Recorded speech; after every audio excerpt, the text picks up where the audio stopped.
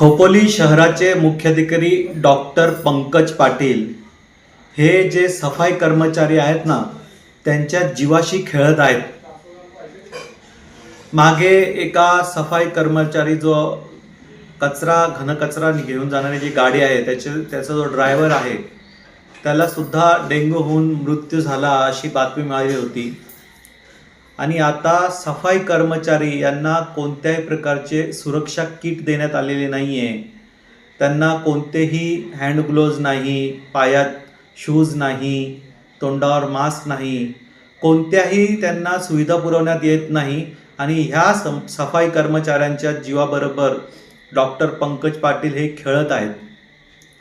सफाई कर्मचाऱ्यांना वेळेवर पगार मिळत नाही अशी एका सफाई कर्मचाऱ्याने एका व्हॉट्सॲपच्या ग्रुपमध्ये त्याची व्यथा मांडली होती का 15 ऑगस्ट असताना सुद्धा त्यांना पगार सुद्धा मिळालेले नव्हते।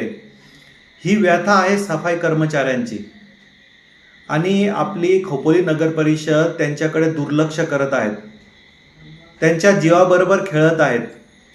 डॉक्टर पंकज पाटील आपले खोपोलीचे मुख्याधिकारी तथा प्रशासक हे त्यांच्याकडे अजिबात लक्ष देत नाहीये। उद्या जर ह्या सफाई कर्मचाऱ्यांनी जर खोपोलीमध्ये जर स्ट्राईक केलं ना, नागरिकांच्या सार्वजनिक आरोग्याबरोबर धोका होऊ शकतो आणि प्रचंड प्रमाणात रोगराई पसरू शकते।